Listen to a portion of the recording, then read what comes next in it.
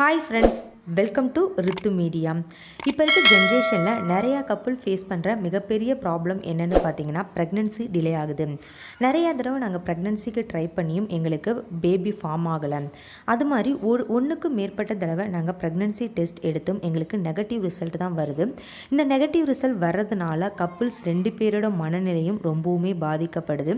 அவங்க ரொம்பவுமே சோகத்துக்கு உள்ளாயிடுறாங்க. அவங்க அந்த கஷ்டத்துலேருந்து மீள்றது எப்படின்னு தெரியாமல் ரொம்பவுமே தவிச்சிட்டு இருக்காங்க. அதுலேயும் முக்கியமாக பார்த்தீங்கன்னா அவங்களோட ரிலேட்டிவ் நண்பர்கள் எல்லாருமே தொடர்ந்து நீங்கள் ப்ரெக்னென்ட் ஆகிட்டீங்களா அப்படின்னு கேட்குறப்ப அவங்க அதை எப்படி கையாளுறது அப்படிங்கிறதே தெரியாமல் இருக்காங்க.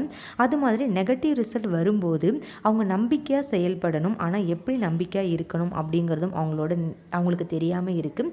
அவங்களோட மனநிலையை திருப்பி எப்படி மீட்டெடுக்கிறது அப்படிங்கிறதும் அவங்களுக்கு தெரியாமல் இருக்குது. அது எல்லாத்தையும் தான் இந்த வீடியோவில் நம்ம தெளிவாக பார்க்க போகிறோம்.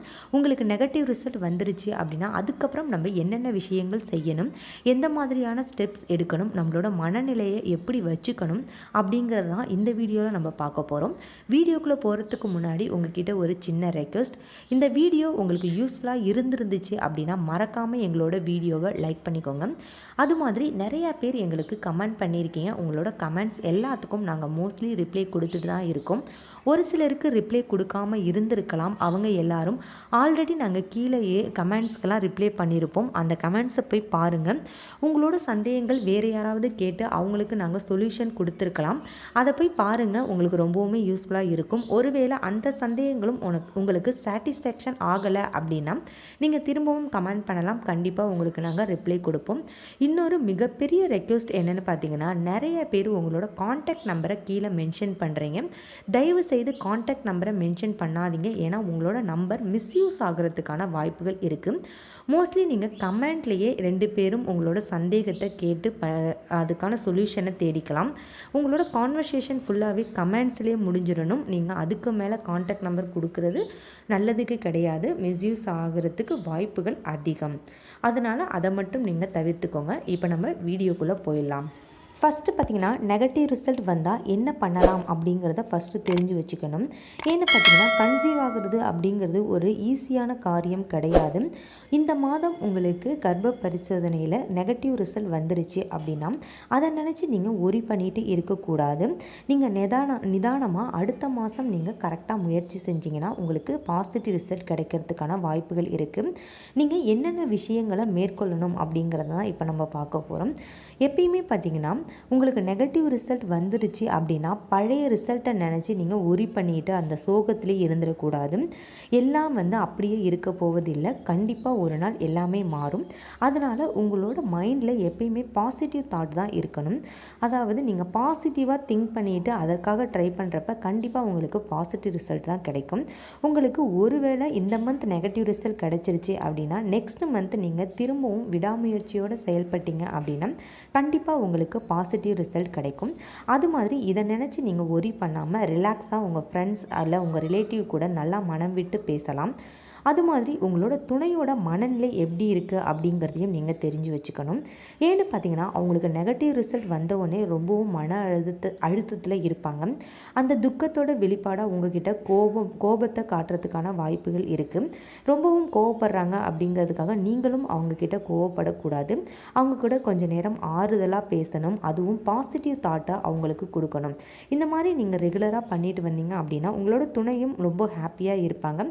அவங்களும் பழசை நினச்சி ஒரி பண்ணிகிட்டே இருக்க மாட்டாங்க. அதனால் நீங்கள் நெக்ஸ்ட் பேபிக்கு ட்ரை பண்ணுறப்ப உங்களுக்கு சீக்கிரம் பேபி ஃபார்ம் ஆகும். அது மாதிரி நீங்கள் பேபிக்கு ட்ரை பண்ணுறப்ப நிறையா விஷயங்களை நீங்கள் கரெக்டாக மைண்டில் வச்சுக்கணும்.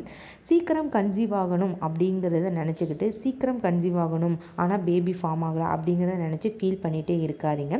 சீக்கிரம் கன்சீவ் ஆகிறது மட்டும் உங்களுக்கு வாழ்க்கை கிடையாது.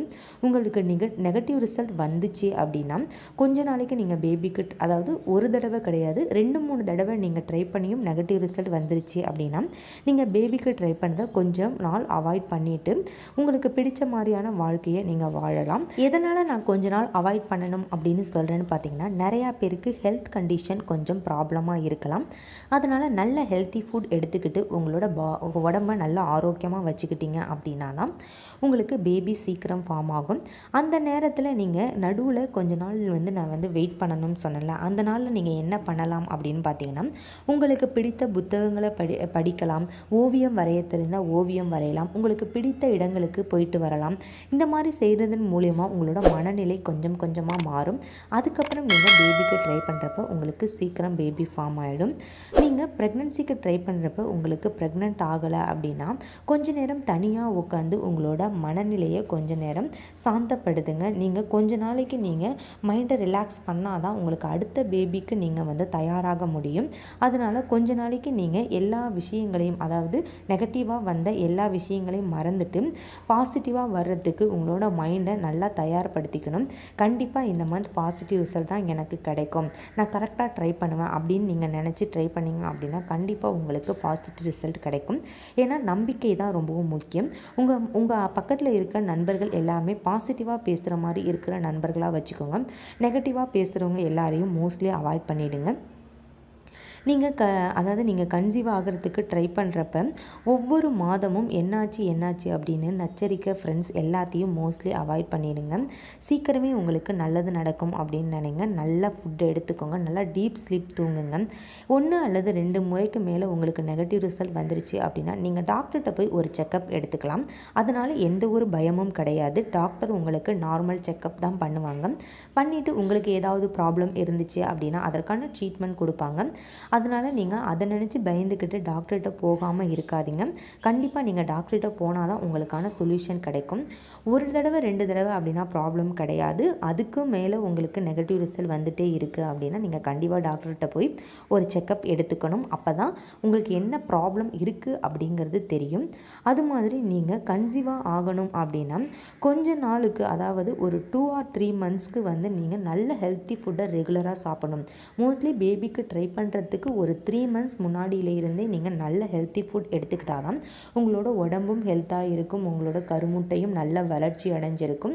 கேர்ள்ஸ் மட்டும் கிடையாதுங்க, பாய்ஸ் அதாவது ஜென்ஸும் நீங்கள் வந்து இந்த மாதிரி ஹெல்த்தியான ஃபுட் எடுத்துக்கணும். ஏன்னா உங்களோட விந்துக்கள் நல்லா ஆரோக்கியமாக இருந்தால் தான் அது கர்ப்பப்பையை போய் அடைஞ்சு சீக்கிரம் பேபி ஃபார்ம் ஆகும். அதனால் நீங்கள் 2 பேருமே நல்ல ஹெல்த்தி ஃபுட் எடுத்துக்கணும். முக்கியமான விஷயம் என்னென்னு பார்த்தீங்கன்னா, எனக்கு எல்லாமே நார்மலாக இருக்குது ஆனால் பேபி ஃபார்ம் ஆகலை அப்படிங்கிற கொஷின் நிறையா பேர்ட்டேருந்து வருது.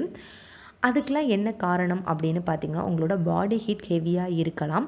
அதனால் நீங்கள் பாடி ஹீட்டை ரெடியூஸ் பண்ணுற ஃபுட்டை அதிகமாக எடுத்துக்கோங்க. மோஸ்ட்லி வீக்லி ஒன்ஸ் நீங்கள் 2 பேருமே ஆயில் பாத் எடுத்துக்கோங்க. அப்போ தான் உங்களோட பாடி ஹீட் கரெக்டாக மெயின்டைன் ஆகும். உங்களோட பாடி ஹீட் கரெக்டாக இருந்தால் தான் உங்களுக்கு பேபி சீக்கிரம் ஃபார்ம் ஆகும். அது மாதிரி பேபிக்கு ட்ரை பண்ணுற எல்லாரும் லாங் ட்ராவல் போகிறத அவாய்ட் பண்ணிக்கோங்க. ஹெவி ஒர்க் பண்ணுறத அவாய்ட் பண்ணிக்கோங்க. உங்களோட வயிறு அழுத்துற மாதிரியான எக்ஸசைஸை அவாய்ட் பண்ணிக்கோங்க. அதுக்கப்புறம் டீப் ஸ்லீப் தூங்குங்க. நல்ல ஹாப்பியாக இருங்க. மற்றவங்க சொல்கிறத நினச்சி ஒரி பண்ணிக்காதீங்க. நீங்களும் உங்கள் லைஃப் பார்ட்னரும் நல்ல மனம் விட்டு பேசுங்க. இன்டர்கோர்ஸில் இருக்கிறப்ப இன்ட்ரெஸ்டடாக இருங்க. இந்த மாதிரியான விஷயங்கள் நீங்கள் ரெகுலராக ஃபாலோ பண்ணிட்டு வந்தாலே உங்களுக்கு சீக்கிரம் பாசிட்டிவ் ரிசல்ட் கிடைக்கும். இந்த தகவல் உங்களுக்கு யூஸ்ஃபுல்லாக இருந்திருக்கும் அப்படின்னு நான் நினைக்கிறேன். இது மாதிரியான வேறு தகவலோட நெக்ஸ்ட் வீடியோவில் நம்ம பார்க்கலாம். தேங்க்ஸ் ஃபார் வாட்சிங் this video. Thanks for your supporting.